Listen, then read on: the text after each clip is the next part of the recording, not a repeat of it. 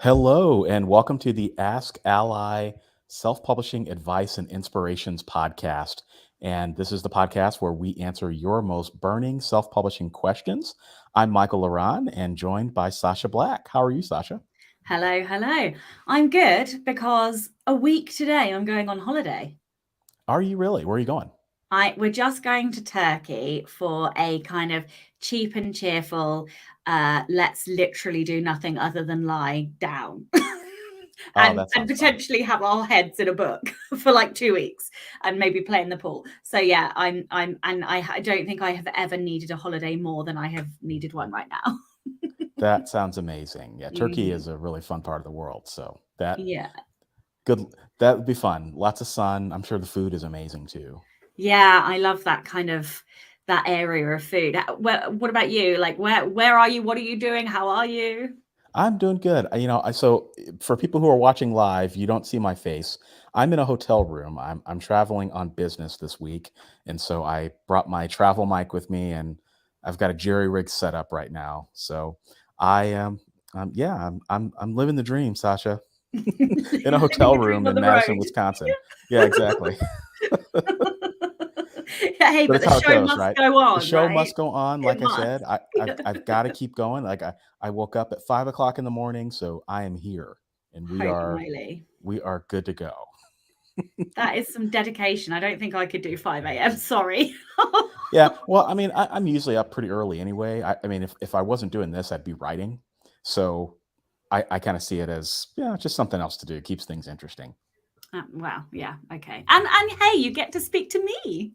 Yes, of course, I get to speak to you, and we get to answer these burning questions that We our do. members have. And it was funny when I started this show, I completely messed up the title. It's the self-publishing advice and inspiration. I still have the Ask Ally title in my head just because I've been doing this for so long that it's like really hard to just like take that out of my brain. So if you hear me say Ask Ally, it's out of a bad habit more than anything else. I Still think we'll getting used to forgive the new you. show titles. We'll forgive you. Yeah, forgive me this week. Yeah. All right. So and I'll earn my forgiveness through our questions. So our first question is from Anka, and the question is, how do you unpublish your book from the various selling platforms? I mean, so I've done this once when I shifted from wide into KU. I just trialed it for like a 30-day period, 90-day period. And I literally went into my dashboards and clicked like unpublish. And then they usually give you a warning that it will take X many weeks to guarantee that all the books are down.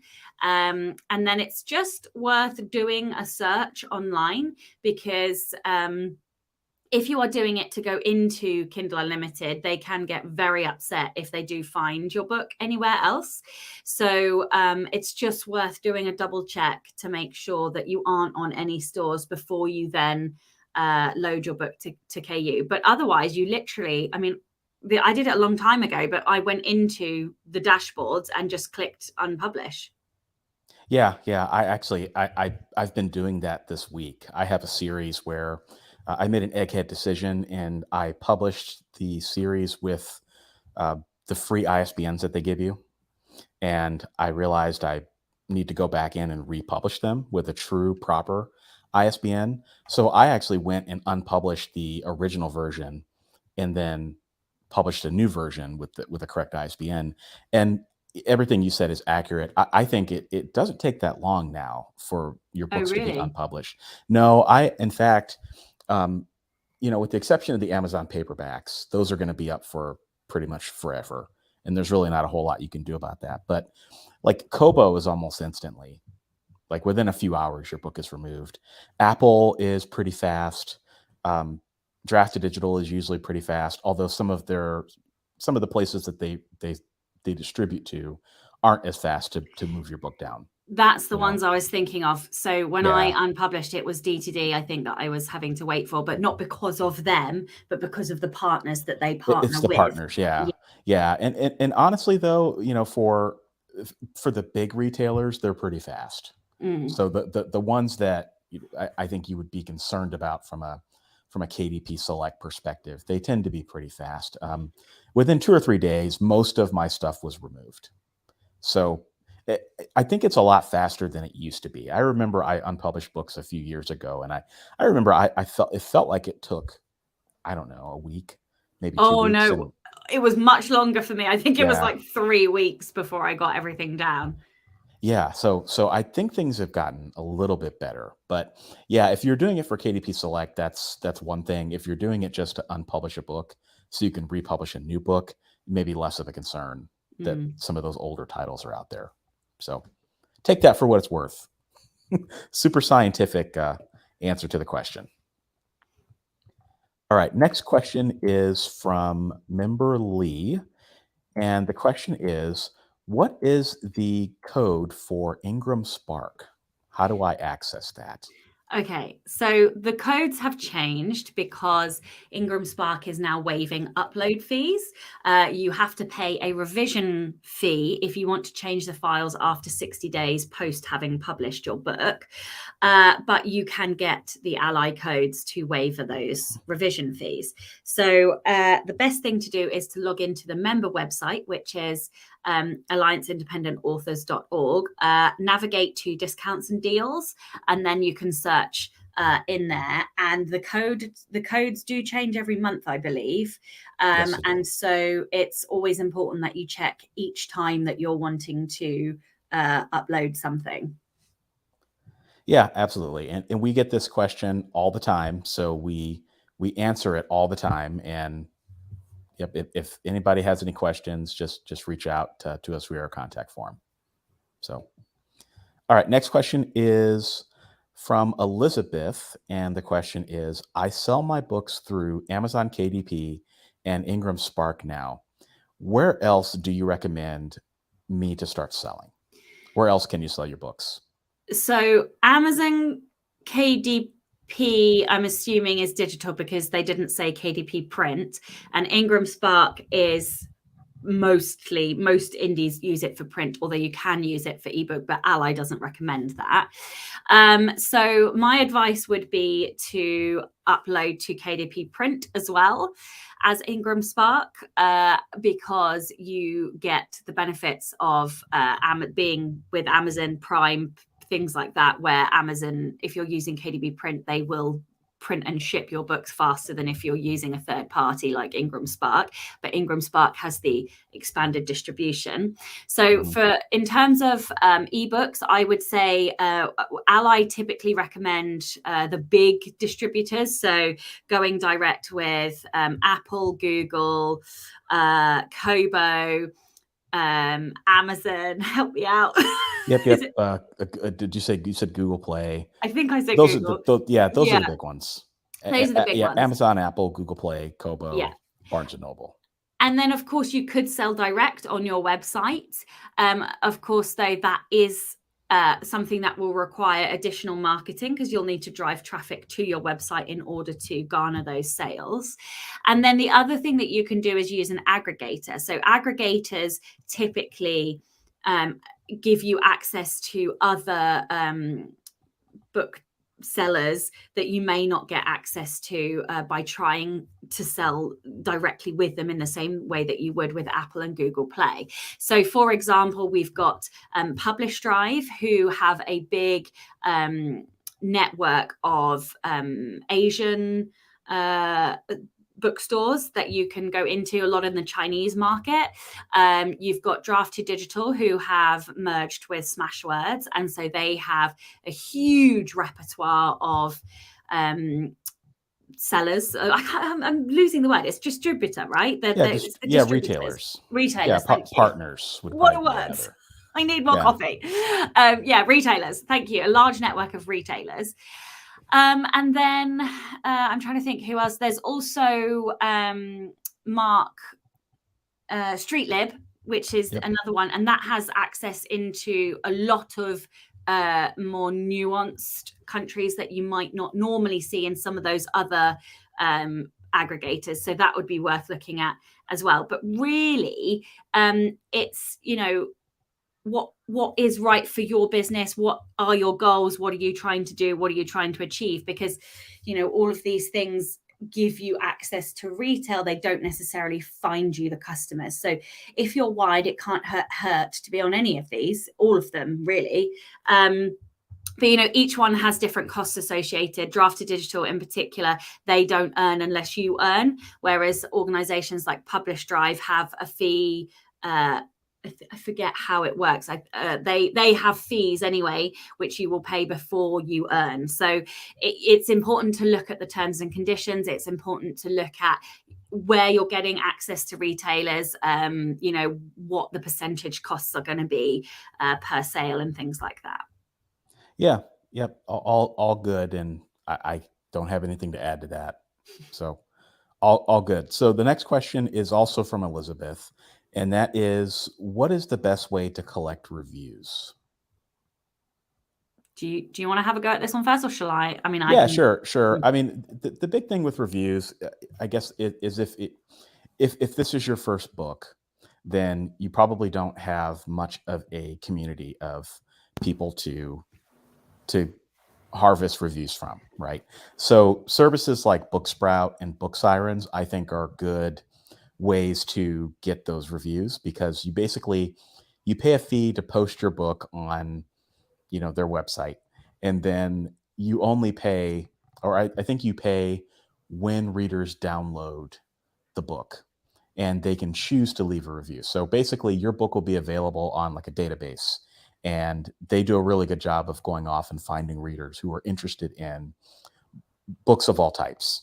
And so if you write a science fiction novel, for example, you can post it up on Book Sirens or Booksprout as a science fiction novel, and readers can browse it and see if they're interested. And if they are, they can choose to leave a review or not leave a review. And the great thing about these services is that the way that they operate does not violate Amazon's terms of service, which is that you cannot pay for reviews, because you're not paying for reviews. You're simply paying for access to reviewers. So I think services like that are a really good way to get those first reviews, whether you've got a book published or you've got 100 books published. I think they're a good starting place. Now, if you have more books out there and you've got an audience of people who are willing to buy your books when you release them, then I think a really smart way to handle it is to email your list and let them know that you've got a new book coming out and that you're willing to give them a book in exchange for an honest review. So I think those two things combined are pretty good ways to find reviewers. What do you think, Sacha?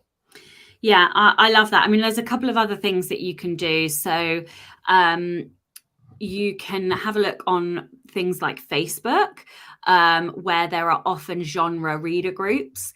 So one of the things that I did for my new Ruby Row books was I had a look at specific sapphic fiction groups, and there was like a lesfic ARC group where readers were actually specifically looking for advanced reader copies. So I got quite a lot of reviews from that. The other thing that you can do is, I know people don't like hearing this, but you could put your book free for a day, literally 1 day, 2 days, and put some newsletter promo blasts up, and then you will get a ton of downloads, and you will inevitably get reviews from that. You mentioned Booksprouts. NetGalley is another one. It's considerably more expensive, and I do find that they are quite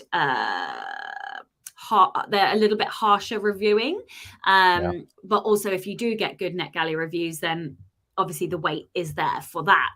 Another thing that I did is that I went on to both Bookstagram and TikTok, and I hunted down reviewers in my genre, and I just pitched them. It was laborious. It was very hard, but it does work. And, you're going to get a lot of rejections doing that. I did, but, you will also get people who will say yes. And if they say yes and they've got big audiences, that's more than just a review that you're getting. So it is worth the time and effort to do that.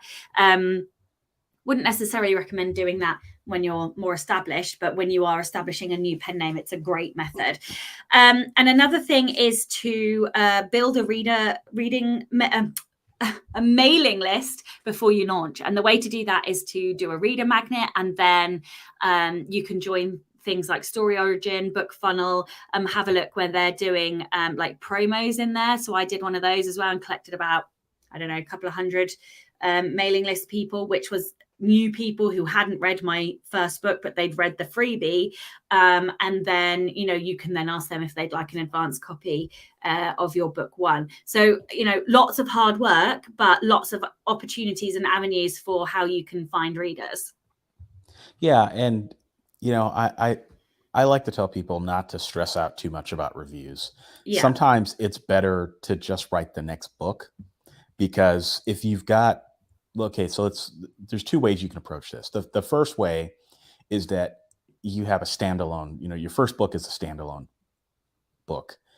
It's going to be harder to get reviews if that's your first book. It's also going to be harder to get reviews if your first book is a book one in a series, because there are some readers out there that just won't take a chance on your book until there are multiple books in a series. Like me, for example, I like to see at least 3 to 5 books in a series, or the series be complete, before I invest my time in it. Because, there's some authors out there, we're not going to name them, huge authors that haven't finished very long books, and people have to wait for several years to find out what the next book is. And you all know who I'm talking about, but we're not going to name names. So, and there have been some other authors out there that maybe they abandon a series mid-series because it's not selling very well, and so readers have been burned. And so, yeah, it's just something to think about. But then there are also readers like me who very rarely read sequels in a series. I love standalones. I want a complete story. I just don't have the patience to read a whole series. So you will find people out there who will be willing to read your book one. But I do take your point. There are, I wouldn't say I was a normal reader. I would say I'm like on the periphery. Most people prefer a series. And I'm not saying it's impossible. It's just that it does make it harder when that's your only book out. Yes, right? Totally. It makes it a lot harder. Yeah, so, it does. And that goes for sales. It goes for reviews. It goes for marketing. Just things get a lot easier once you've got a few books under your belt. And I think a lot of people would say that as well. So, all right. Next question is from Trevor. And Trevor asks, I am currently in the process of having BookBaby print a limited number of hard copies of my novel. And the question is, Trevor is needing some PDF conversion help. Are there services that ALLi works with or recommends for PDF conversion or formatting? Well, so I'm not quite sure what PDF conversion is, but there's certainly a lot of formatting companies. And if you log into allianceindependentauthors.org and go to services, then you can search by type of service in there, and you'll find a ton of services in there. And there will for sure be somebody who can help you, because there's a load of formatters. Yeah, we do have a lot of formatters in the database. So I'm sure that you will be able to find somebody who has heard of whatever issues you're dealing with. All right. Next question is from Richard. And Richard is so Richard published his book in KDP and has been trying to get KDP to list his book in the 7 preferred categories. You can basically do 3 categories by default, but then you can get the book into additional categories by reaching out to customer service. And he's having some trouble getting, I guess, KDP to accept his request or getting in touch with folks. The question is not 100% clear. What is the best way to resolve an issue that you have with KDP? Okay, so the first thing that I would say is I'm 99% sure that Amazon changed the rules this summer on categories. And I'm pretty sure that you can only have 3 now, and you can't get additional ones. But don't quote me on that, but I do know that when I have gone in to change things on my books, it forces you to pick 3 new categories. So I've just had to go through and do that for a load of my books. So I'm pretty sure the rules have changed within the last 2 months. But the second thing that I would say is, if you are not getting any response in the KDP dashboard help system, go to Author Central, because Author Central often are more responsive and will sort some of the things that KDP won't. I don't know why. I don't know the difference. I don't know if they're the same department or different departments or what, but I do know that sometimes Author Central will resolve issues for me that KDP dashboard haven't.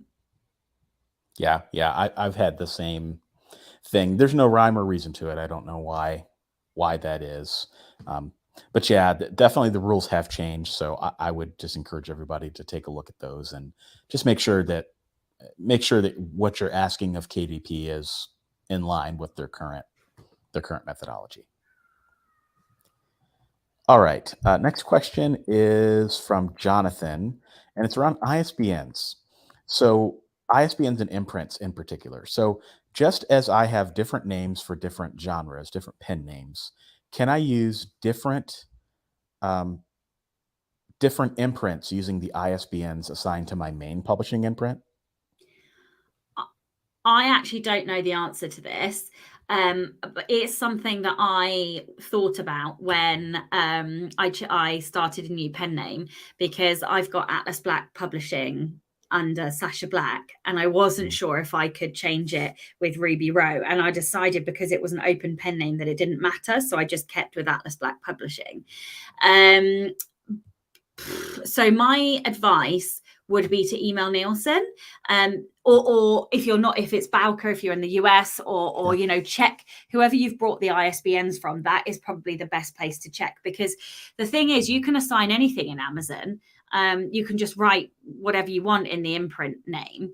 But the question becomes, what have you put in to your, for example, Nielsen dashboard? If you've assigned the publishing imprint to a set of ISBNs, then it's probably that those ISBNs are assigned, and you may have to buy a new stash of ISBNs. But like I say, I would go and check what the system is saying, because I'm not 100% sure.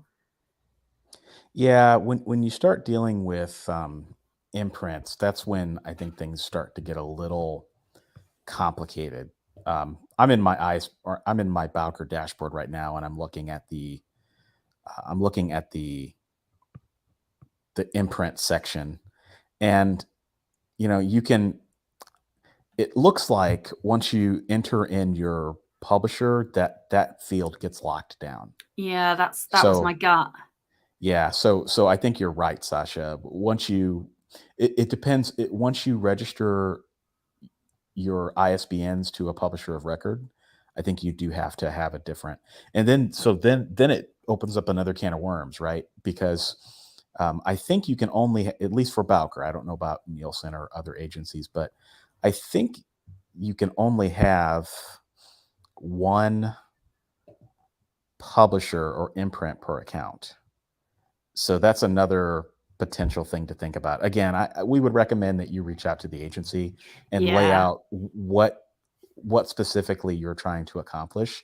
It could be that maybe there's a simpler way to do it. Like for me, I find that readers don't look at the imprints. Like they just don't look at the imprints at all. So I publish all of my stuff under one publishing company. And I just do it that way, one, because it just makes things a little bit simpler, and I don't have to worry about paperwork like this. It just makes it more complicated. And it's a lot of work for something that readers aren't probably going to care about a whole lot. So it's just something to think about. Yeah, I only ever look at imprints when I'm trying to find comp authors who are indies. That's the only time I look. Yeah. I mean, at the end of the day, probably what matters more is the pen name. Yeah, and exactly. the author. Yeah. And possibly how they're published, whether they're indie or traditional. Imprints are really a way for traditional publishers to kind of delineate, their books on the market. Indie authors, I don't necessarily know that we need to follow that. that path. But everybody has their reasons. So Yep. I would just reach out to the agency and just see what they say. Okay, another question that's always after my heart. This question is from Scott and says, "My wife and I are looking at swapping places as the breadwinner of the household for me to have more time writing and publishing. I was looking to see if there is a collective writers service for group insurance plans through ALLi. Is there something like that through the ALLi network?" What group insurance? What does that mean? It doesn't specify, but we could take this a couple of different ways. I think what he means is health insurance, Oh, okay. I'm out. like group. Yeah, As a yeah, Brit, I'm out. yeah. Yeah. So unfortunately, I'm not aware of any health insurance plans that because basically the way group insurance works is that you get lower rates because a bunch of people in a group are purchasing the policy, so that the costs are passed on. The cost savings are passed on to the members. It's like when you I don't know how cover works in England, but like when you sign on to a job, you purchase group health insurance and you get it, Yeah, we don't at have a that pretty here. cheap rate. We Yeah, don't. okay. We don't pay insurance at all. We just have the National Health Service, so we pay like tax, and Yeah. it comes out of our normal tax. It covers like the NHS. So healthcare is free at the point of service in the UK. Well, that's great. Yeah, see, Americans have to pay for everything. So I know. yeah. So for group health insurance, the short answer is there's nothing that I'm aware of. You might check through an organization like Science Fiction and Fantasy Writers Association, SIFWA, or like the Authors Guild. I mean, maybe they have something that they provide to their members that you could look into. Now, if you're looking for liability insurance, like media liability insurance, I know that the Authors Guild has a pretty good deal with it's an insurance company based out of the States, but I think they're able to write in other countries as well, where you can purchase liability insurance, media liability insurance for your books at a fairly low cost. Who would need to do that though? Because isn't that something that you would more need to do if you were attending lots of events and things rather than just working from home? Well, no. So I should specify there are two types, and this is true as far as I understand from most of the world. There are two types of liability insurance that authors would care about. The first is what you referenced, which is what you would call a general liability policy, and that covers you if you're at an event and you accidentally drop a box of books on somebody's foot, and they get injured, that sort of thing, or there's some sort of something arising out of your activities that causes injury or damage to another person or their property. That's what a general liability policy is for. Unless you're attending a lot of events, most authors are probably not going to benefit from that. Unless you have people visiting you at your place of business, somebody slips and falls, that sort of thing. Most people are not going to benefit from that type of insurance. The media liability insurance that protects you that's another type of liability insurance, and that protects you from copyright infringement. If you accidentally infringe on someone's copyright or make some sort of intellectual property gaffe, that is what's intended for authors. And that's what I was referring to with the Authors Guild. So hopefully that is clear as mud. Yeah. But yeah, the point is that, insurance for writers is unfortunately, it's an every person for themselves kind of game. And if you do need some sort of insurance coverage, you're probably just going to have to get it on your own. So I love insurance questions. So well, it's almost like you have a expert background in it. Yeah, well, I mean, my trade during the day when I'm not doing insurance is liability insurance. So I know a little bit about it. All right. Next question is from member Craig. And the question is, should I do a consignment with a local bookstore? It depends what your goals are. It's it takes quite a lot of effort to establish those relationships. And given the costs of print on demand books, you're only going to be getting, a couple of quid really per book, maybe 3 if you're lucky. They are slow sellers in bookstores unless you are, for example, I'm thinking of somebody like Adam Croft, who 1 had an established audience, but 2 did a very geographically local crime series, which went gangbusters because there'd never been a crime series set on a in a police force in this local area. So those sold really well. So I would ask you, like, what is your goal? Why are you doing it? Do you think they're going to sell? Because if the answer is no, there's no additional reason for them to sell, i.e. a geographically located book, then it's going to be quite a lot of time and effort to set it all up. Now, that's not to say that you shouldn't do it. So I can think of another member, Claire Lydon, does this with her lesfic books in a gay bookstore in London. So of course, because it's a niche bookstore for those niche books, it makes sense to establish that relationship. But yeah, I mean, really, it's what is the goal? Why are you doing this? Do you want to do a signing there? Are you trying to host an event there? Is it a niche store for your niche genre? If you haven't got quite a lot of good reasons for it, I would say to spend that time marketing your digital books, because you'll probably see a better return on investment. Yeah, I agree. I agree with everything you said. I have encountered coffee shops and local bookstores and just local businesses where they offer opportunities for local authors to consign their books there, and it's a pretty cool opportunity. It's pretty cool, and it's a great way to, I think, for businesses to kind of support local authors. Yeah. What I have found, though, is that it often doesn't match up. It often doesn't help you out a whole lot. I mean, I think if the arrangement is you print your books, show up to the bookstore, drop them off, come back in a couple of months and collect a check or the money, whatever, then that's great. But I mean, if you're wanting to build a business model around this, I just don't see that happening. I mean, it's pretty difficult.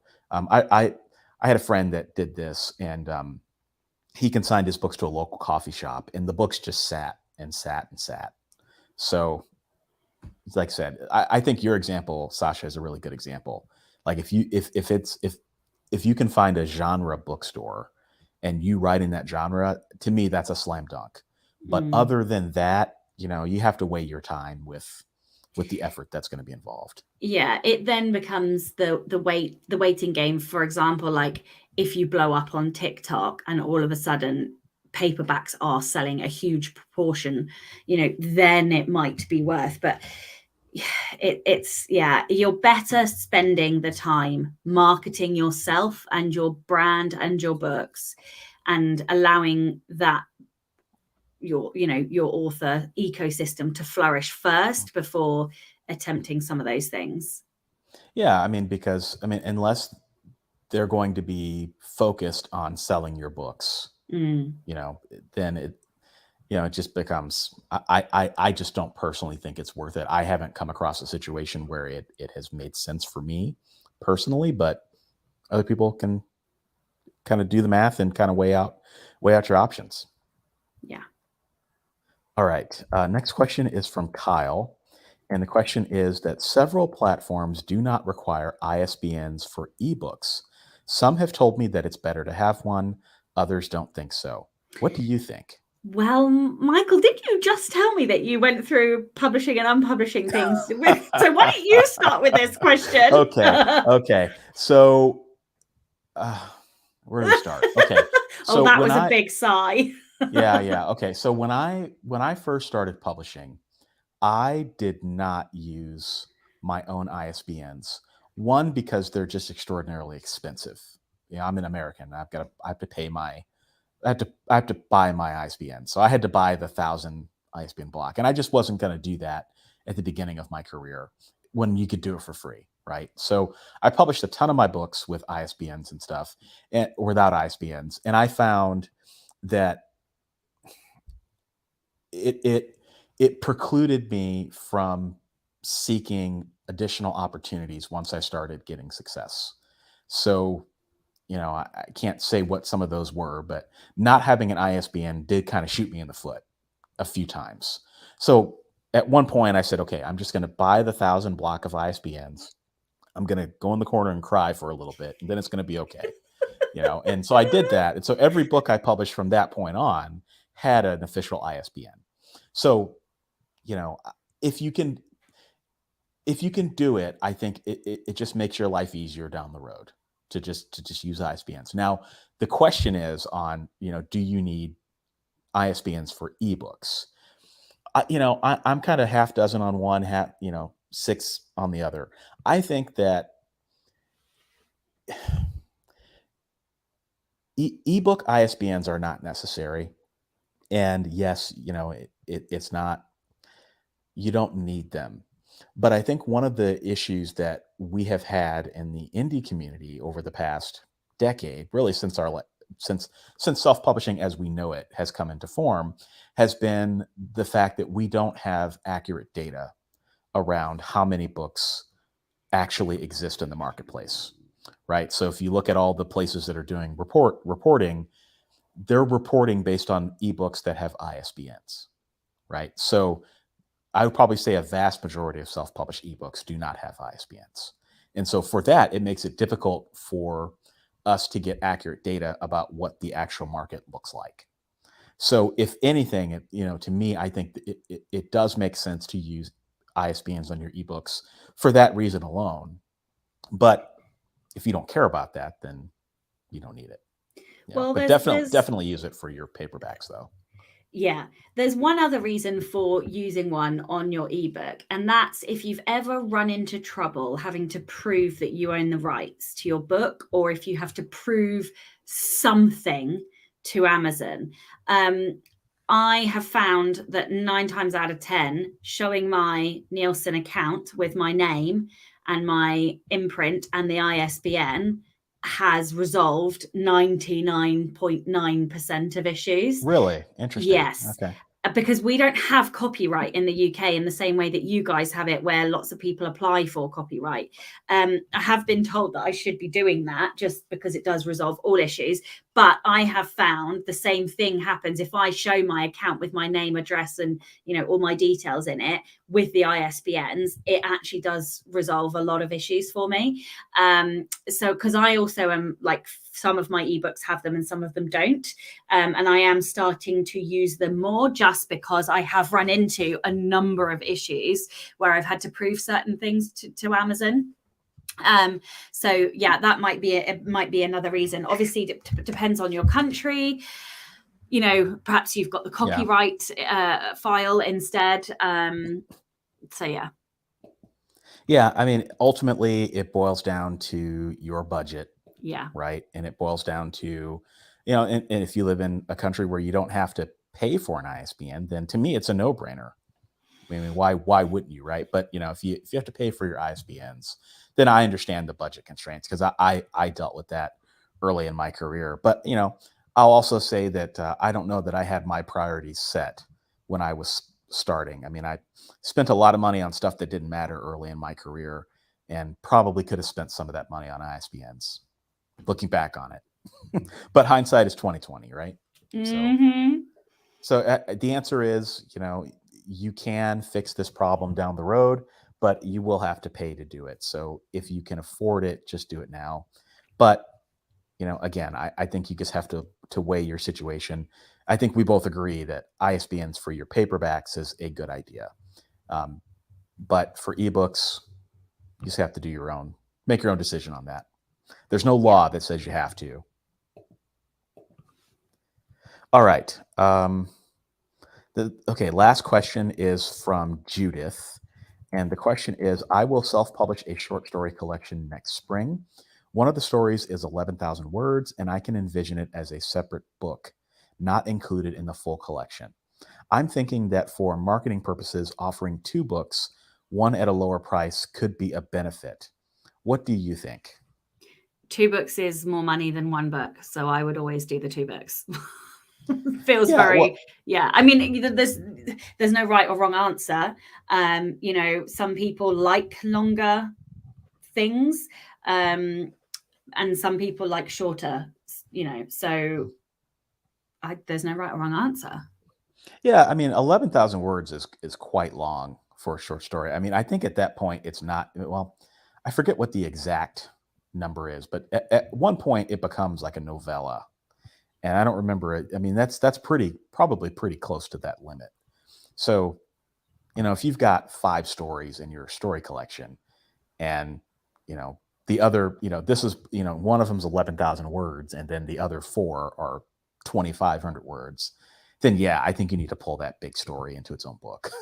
Yeah, because you it know will give her marketing opportunities. You could discount the shorter books, the shorter story collection, as a lead magnet, or as a doorway into the longer story. Put a link in the back of one of the books or both of the books to cross market, and do some advertising, and job's a good one. Yeah, and I think you should also do branding.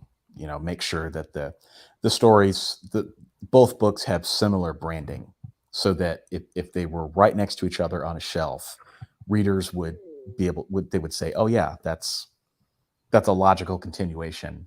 Yeah. Because that's I think one of the problems with short stories and novellas is that sometimes we kind of treat them like afterthoughts.